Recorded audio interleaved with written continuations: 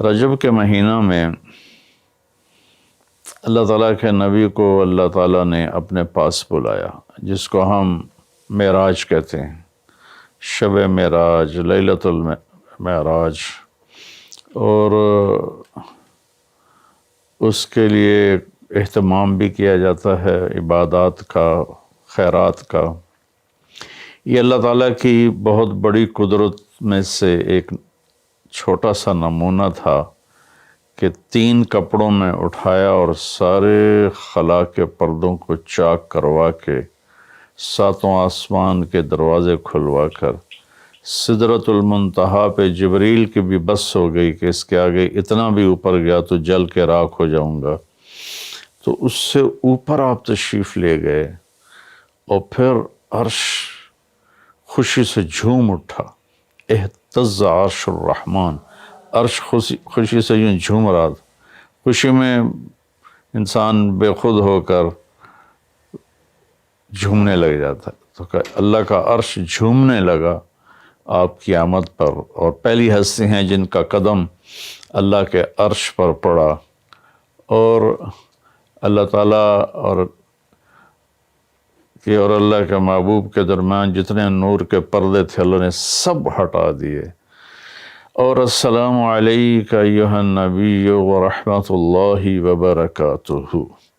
اللہ تعالیٰ نے ایسا خوبصورت سلام پیش کیا، تو اللہ کے نبی پہ قربان جاؤں، انہوں نے اپنی امت کو بھی شریک کر لیا، السلام علینا وعلی عباد اللہ الصالحین، اللہ ہمارے اوپر بھی سلام ہو آپ کا، اور جو میری امت کے نیک لوگ ہیں ان پر بھی آپ کا سلام ہو، آپ کی رحمت ہو۔ تو معراج کا واقعہ اسباب کے خلاف ایک انتہائی عجب اللہ کی قدرت ہے، اور اس میں ایک چھوٹی سی بات عرض کروں کہ جب آدمی پس جاتا ہے نا اور کہتا ہے متی نصر اللہ، یا اللہ تیری مدد کہاں ہے، تو پھر اللہ کی طرف سے جواب آتا ہے الا ان نصر اللہ قریب، بے شک میری مدد قریب ہے، آ رہی ہے۔ یہ واقعہ طائف کے بعد پیش آیا ہے، جب آپ بے بس ہو گئے تھے، پتھر کھا کے شدید زخمی ہوئے، پھر آپ مکہ تشریف لائے تو باہر ٹھہر گئے، اندر آنے کی آپ کی سکت نہیں تھی، اور آپ نے زید ابن حارثہ کو اخنس بن شریک کے پاس بھیجا کہ مجھے پناہ دو، میں مکہ میں داخل ہونا چاہتا ہوں، تو اس نے انکار کر دیا، کہا میں نہیں پناہ دیتا۔ پھر اپنے سہیل ابن عمر کو پیغام بھیجا کہ مجھے پناہ دو، اس نے بھی انکار کر دیا۔ پھر ایک اور عرب کے سردار تھے، ان کو پیغام بھیجا، غالباً صفوان بن امیہ کو پیغام بھیجا کہ مجھے پناہ دو، تو انہوں نے بھی انکار کر دیا۔ تو پھر آپ نے مطعم بن عدی کو پیغام بھیجا، ان کے بیٹے جبیر صحابی بنے، تو مطعم بن عدی کو پیغام بھیجا تو وہ آپ نے بچوں کو لے کر باہر گیا، اور اللہ کے نبی کو اپنے بیٹوں کے ساتھ لے کر مکہ میں انٹر ہوا، حرم شریف میں آ کے اعلان کیا آج کے بعد محمد بن عبداللہ صلی اللہ علیہ وسلم میری پناہ میں ہے، انہیں کوئی ٹچ نہیں کر سکتا۔ ابو جہل نے کھڑے ہو کر کہا تم یہ اس کا کلمہ پڑھ کے کہہ رہے ہو یا اپنی سرداری کے زوم پر کہہ رہے ہو، اپنی سرداری کے بلبوتے پر؟ اور کہا نہیں، میں نے اس کا کلمہ نہیں پڑھا، جو اللہ نے مجھے سٹیٹس دیا ہے اس کی وجہ سے کہہ رہا ہوں۔ کہ پھر ٹھیک ہے، ہم ان کو کبھی ٹچ نہیں کریں گے۔ اس قدر حال سنگین ہو گیا تھا، اور کبھی آسمان کے فرشتے نہیں روئے سوائے 2 جگہ۔ ایک دفعہ جب ابراہیم علیہ السلام نے حضرت اسماعیل کو الٹا لیٹایا اور چھری ہاتھ میں اور سر کے بال ہاتھ میں اس طرح، اور یوں آسمان کو دیکھ کے کہا یا اللہ تو مجھ سے ناراض ہو گیا ہے کہ میرے دل میں اسماعیل کی محبت آ گئی ہے۔ اس پر آسمان کے فرشتے زار و قطار روئے تھے۔ اور ایک جب ہمارے نبی کو پتھر پڑے اور پڑھتے پڑھتے بے ہوش ہو کے گر گئے، اس وقت 7 آسمان کے فرشتے روئے تھے، اور پھر ملک الجبال حاضر ہوا، یا رسول اللہ اجازت ہو تو ان کو ایسے پیس کے سرما بنا کے رکھ دوں؟ ان اطبق علیہم الاخشبین، آپ نے کہا نہیں لعل اللہ ان یخرج من اصلابہ من یوحد اللہ، نہیں، اللہ تعالیٰ ان کی نسل میں ایسے پیدا کرے گا جو اللہ کی توحید کو ماننے والے ہوں گے۔ اس تکلیف کے بعد یہ سفر ہوا کہ 27 رجب کو جبرائیل آئے، آسمان سج چکے ہیں، اور ہماری یعنی زبان میں یا ہمارے رواج میں کہ یا رسول اللہ استقبال کے لیے قطاریں لگ گئی ہیں، آپ ان کو لے کر گئے۔ آپ ام ہانی رضی اللہ عنہ، حضرت علی رضی اللہ تعالیٰ عنہ کے گھر میں تھے آپ، تو وہاں سے حتیم میں لے گئے، آپ کا سینہ چاک کیا، دوسرے فرشتہ وہ پانی لایا زمزم کا، اس سے آپ کے سینے کو صاف کیا، پھر دل باہر نکالا، اس کو چیرا، اس سے صاف کیا، اور پھر دوبارہ دل کو رکھ دیا، سینے کو بند کر دیا۔ اب یہ سارا کچھ اپنے ہوش میں دیکھ رہے تھے۔ پھر وہاں سے براق پہ سوار ہوئے۔ براق گدھے سے بڑا قد، خچر سے چھوٹا قد والا ایک جانور تھا، جس پر آپ کو سوار کرایا گیا، اور وہ تھوڑا مستی کرنے لگا تو جبریل بولے تو یہ پتہ ہے تیرے اوپر کون سوار ہیں؟ تو اس کے ساتھ ہی وہ ایک دم سر نیچے کر گیا، اور پھر وہاں سے پرواز کی بیت المقدس، اور وہاں آپ نے 2 نفل پڑھے اور ان کو وہیں چھوڑ دیا، اس کو براق کو وہیں چھوڑ دیا۔ وہاں سے پھر سفر شروع ہوا اللہ کی طرف۔ اس سفر کو اللہ نے یوں بیان کیا، سبحان الذی اسری بعبدہ لیلا من المسجد الحرام الى المسجد الاقصى الذي بارکنا حولہ لنریہ من آیاتنا انہ هو السمیع العلیم۔ تو اس میں اہل علم کے لیے بڑا خوبصورت نقطہ بھی میرے ذہن میں ہے کہ یہ قرآن کی پہلی صورت ہے جو سبحان مصدر سے شروع ہو رہی ہے، سبحان الذی۔ پھر اس کو آگے لے جا کر اللہ تعالیٰ نے مصدر کے بعد فعل ماضی ہوتا ہے تو سبح للہ ما فی السماوات والارض کے ساتھ شروع کیا، تو مصدر آیا، ماضی آیا، ماضی کے بعد مضارع ہوتا ہے، فیوچر ہوتا ہے، مستقبل ہوتا ہے، تو یسبح للہ ما فی السماوات وما فی الارض الملک القدوس العزیز الحکیم۔ پھر اس کے بعد امر کا صیغہ ہوتا ہے تو سبح اسم ربک الاعلی الذی خلق فسوی۔ یہ قرآن کا اعجاز ہے، قرآن کی خوبصورتی ہے، قرآن کی بلاغت ہے۔ سبحان، سبح، یسبح، سبح۔ تو اللہ تعالیٰ نے پہلے اپنی پاکیزگی کو بیان کیا کہ جو کچھ کہنے والا ہوں میں سب کچھ کر سکتا ہوں، میرے لیے کوئی مشکل نہیں کہ میں اپنے بندے کو لے کر گیا۔ اللہ آنے جانے سے پاک ہے، لیکن با کا اضافہ یہ بتاتا ہے کہ اللہ تعالیٰ کہہ رہے تھے یوں ہی سمجھو کہ میں اپنے بندے کو خود لے کر گیا اوپر۔ آپ جبریل کے کندھوں پر، پروں پر سوار ہو کر نہیں گئے، آپ کا سفر الگ تھا، جبریل کا الگ تھا، یہاں تک کہ پہلے آسمان پر پہنچے تو دروازہ کھلا تو آدم علیہ السلام نے استقبال کیا، گلے لگایا۔ پھر اس سے اوپر گئے تو عیسیٰ علیہ السلام، یحییٰ علیہ السلام، زکریا علیہ السلام نے استقبال کیا، اور سارے آسمان کے فرشتوں نے استقبال کیا۔ پھر اس کے بعد تیسرے آسمان پر گئے تو یوسف علیہ السلام نے استقبال کیا اور سارے فرشتوں نے۔ پھر چوتھے آسمان پر گئے تو یونس علیہ السلام نے اور باقی سارے فرشتوں نے۔ تو پھر پانچویں آسمان پر گئے تو ہارون علیہ السلام اور آسمان کے فرشتے۔ پھر چھٹے آسمان پر گئے تو موسیٰ علیہ السلام اور موسیٰ علیہ السلام کے آسمان کے فرشتے۔ اس دن اللہ نے، میرا میں نے پڑھا کہیں نہیں لیکن مجھے لگتا ہے کہ اس دن اللہ تعالیٰ نے سارے فرشتوں کی عبادت کی چھٹی کرا دی ہوگی اور فرمایا ہوگا بس میرے محبوب کا دیدار کرو، استقبال کرو، آج یہی تمہاری عبادت ہے، کیونکہ ہر فرشتہ بے قرار تھا کہ دیدار ہو جائے۔ پھر اب ساتویں آسمان پر گئے، وہاں ایک بیت اللہ تھا، وہاں ایک بزرگ سفید داڑھی والے یوں کر کے بیٹھے ہوئے تھے، یوں کر کے، اور لمبے ان کے بال تھے، لمبی داڑھی تھی، وہ نہیں اٹھے، وہ بیٹھے رہے۔ جب اب قریب آئے تو وہ کھڑے ہوئے اور کہا میرا بیٹا آ گیا۔ پہلے نبیوں نے کہا ہمارے بھائی آ گئے، ہمارے بھائی آ گئے، ہمارے نبی آ گئے۔ اس بزرگ نے کہا میرے بیٹے آ گئے، میرے بیٹے آ گئے۔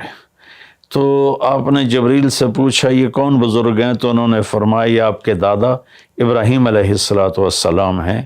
اس میں اللہ نے ہمیں سبق دیا کہ بیٹا کتنے ہی عالی مقام پہ چلا جائے، اس کی ذمہ ہے اپنے ماں باپ کا ادب کرے، ان کے پاؤں چھوئے، ان کے سامنے سر جھکا کے چلے۔ یہ ہواؤں میں اڑ جائے، عرش کو چیر کے اللہ تک پہنچ جائے، پھر بھی باپ کے آگے، ماں کے آگے سر جھکانا ہے۔ اور یہ سبق عملاً اللہ نے امت کو سکھایا، پہنچایا کہ اللہ تو جانتے تھے کہ یہ امت اپنے والدین کی کتنی نافرمان ہوگی، اور کتنے ماں باپ ہوں گے جو چھپ چھپ کے روئیں گے، کتنی مائیں ہوں گی جو دوپٹے کے پلو میں اپنے آنسو چھپا لیں گی اپنی اولاد کی نافرمانی کی وجہ سے، بدتمیزی کی وجہ سے۔ میرے نبی سے پوچھا گیا یا رسول اللہ قیامت کب آئے گی؟ تو آپ نے فرمایا اللہ کو پتہ ہے۔ کیا کوئی نشانی فرما دیں؟ ارشاد فرما دیں کہ جب مائیں بیٹیوں کے ہاتھوں ذلیل ہوں گی تو قیامت آئے گی۔ یعنی بیٹے تو کرتے ہی رہتے ہیں، اگر بیٹیاں بھی ماں کو ذلیل کریں گی تو قیامت آ جائے گی۔ تو یہ اتنا بڑا مقدس رشتہ ہے۔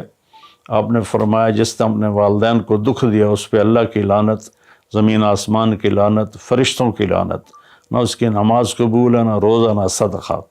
اور دوسری طرف آپ نے فرمایا جو صبح صبح ماں باپ کی زیارت کر لے تو صبح سے شام تک جنت کے 2 دروازے اس کے لیے کھل جاتے ہیں۔ نہ حال پوچھا نہ خدمت کی، صرف آ کے زیارت کی محبت کی وجہ سے۔ شام کو آ کے ان کی زیارت کی تو صبح تک جنت کے 2 دروازے اس کے لیے کھلے رہیں گے۔ پھر ان میں کوئی ایک فوت ہو جاتا ہے اور یہ اس ایک کی بھی ایسے تعداد کرتا ہے، زیارت کرتا ہے، ایک دروازہ کھلا رہے گا۔ تو یہ اس میں ایک بہت بڑا سبق تھا ماں باپ، چونکہ پہلا قصور تو ماں باپ کا ہے کہ وہ بتاتے ہی نہیں، وہ تعلیم ہی نہیں دلاتے جس سے پتہ چلے کہ ماں باپ کا مقام کیا ہے۔ اسی میں ہماری نسل ڈپریشن کا شکار ہو گئی۔ تو انہیں کیا پتہ باپ کون ہوتا ہے، ماں کون ہوتی ہے۔ تو آپ وہاں سے تشریف لے گئے تو سدرۃ المنتہا، جہاں بارڈر آ جاتا ہے ان مخلوقات کا، بارڈر پر جبریل نے کہا یا رسول اللہ بس آگے میرے پاس ویزا کوئی نہیں ہے، ایک بالشت بھی اوپر جائے، ایک گٹھ بھی اوپر جاؤں گا تو جل کے راکھ ہو جاؤں گا۔ تو اللہ نے ایک تخت اتارا، اس سے اپنے محبوب کو بٹھایا اور وہ گئے بلندیوں کو چیرتے ہوئے، اس نے عرش پر جا کر لینڈ کیا، آپ اترے اور میرے اللہ تعالیٰ نے کہا ثم دنا فتدلی فکان قاب قوسین او ادنی۔ اللہ تعالیٰ نے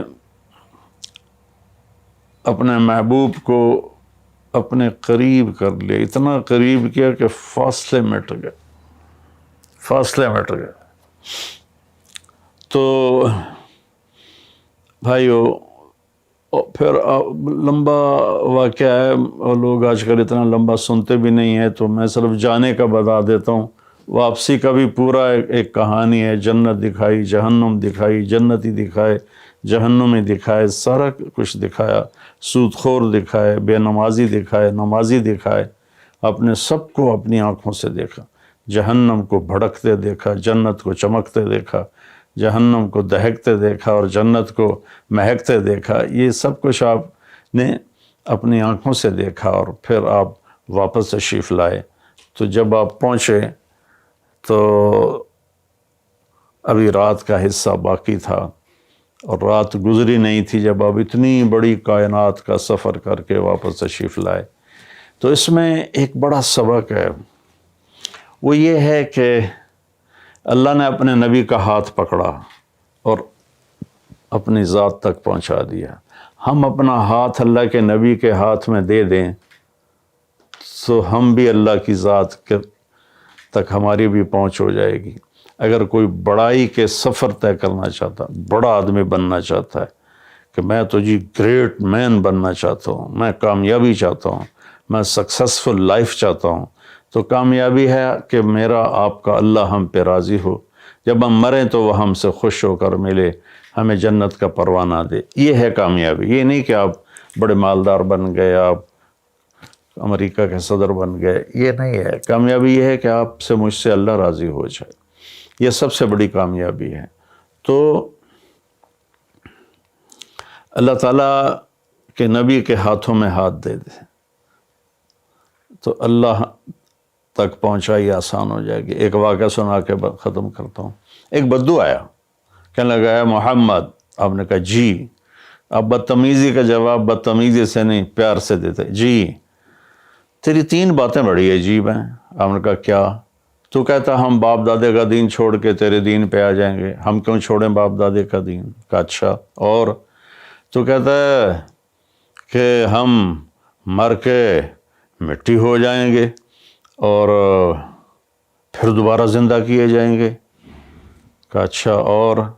تو کہتا ہے سورے عرب کو تیری امت فتح کر لے گی، ایران اور یورپ کو بھی تیری امت فتح کر لے گی۔ تو یہ کیسی بچوں والی باتیں کہا، ان کو روٹی نہیں ملتی اور یہ سنا رہا ہے ان کو کہ اس سے کیسر اور کسرا 2 بڑے بلاک تھے اس وقت۔ تو آپ نے مسکرا کے فرمایا انشاءاللہ تیری عمر لمبی ہوگی، تو دیکھے گا کہ سارا عرب و عجم میرا کلمہ پڑھے گا، پھر تو دیکھے گا کہ سارا عرب و عجم یہاں مدینہ ڈھک کے آئے گا، اور پھر تو دیکھے گا کہ اللہ تعالیٰ قیامت کے دن تجھے بھی کھڑا کرے گا، مجھے بھی کھڑا کرے گا، اور میں تیرا ہاتھ پکڑ کے تجھے یاد دلاؤں گا کہ ہو گیا یہ زندہ ہونا کہ نہیں ہوا۔ تو وہ کہنے لگا نہیں میں نہیں مانتا، تو چلا گیا۔ اس نے پھر ابوبکر صدیق کے دور میں دیکھا سارا عرب فتح ہو گیا، کہنے لگا پہلی بات تو پوری ہوگی، ساری قوم نے کلمہ پڑھ لیا۔ حضرت عمر کا زمانہ آیا تو کیسر اور کسرا پٹ گئے، تو کہنے لگا دوئی گل بھی پوری ہوگی، ہن باویں تری ہو ہی نہ جاوے کدائیں، چلیے بھائی کلمہ پڑھیے۔ تو وہ وہاں سے اپنے علاقے سے آیا، حضرت عمر کے دربار میں آ کر اس نے کلمہ پڑھا۔ جب وہ آپ کی محفل میں آتا آپ اس کے لیے کھڑے ہو جاتے، بڑا اکرام کرتے۔ تو ایک دفعہ فرمایا کہ تم دیکھتے ہو میں اس بدو کا بڑا اکرام کرتا ہوں، میں اس محفل میں تھا جس میں اللہ کے نبی نے کہا تھا کہ رہے گی تیسری بات تو تیرا ہاتھ پکڑ کے بتاؤں گا کہ ہوئی کہ نہیں ہوئی، ہم مر کے زندہ ہوئے ہیں کہ نہیں ہوئے، اور قیامت کا دن جس کا ہاتھ میرے نبی کے ہاتھ میں آ گیا وہ جنت میں پہنچانے سے پہلے کبھی نہیں چھوڑیں گے۔ تو یہ وہ شخص ہے جس کا ہاتھ میرے نبی نے پکڑا ہوا ہے، اس کو جنت تک پہنچا کے چھوڑیں گے۔ تو میرے عزیزوں، میرے بھائی بہنوں، بچوں بچیوں، ہم مختلف قسم کی نافرمانیوں کا شکار ہیں اور اس میں ہم لذت ڈھونڈتے پھر رہے ہیں اور فرسٹریشن کا شکار ہیں۔ ہماری نئی نسل نشوں پہ لگی ہوئی ہے۔ اللہ کے واسطے سب سے ہاتھ چھڑا کر اللہ کے نبی کو اپنا ہاتھ پکڑا دو، وہ آپ کو یوں پکڑیں گے اور اللہ پاک سے جا کر ملا دیں گے، اور فرشتے بھی آپ پر رشک کریں گے۔ یہ واقعہ معراج کی اصل تھیم ہے، اور واقعہ معراج کا اصل پیغام ہے کہ کی محمد سے وفا تو نے تو ہم تیرے ہیں۔ یہ جہاں چیز ہے کہ لوح و قلم تیرے ہیں۔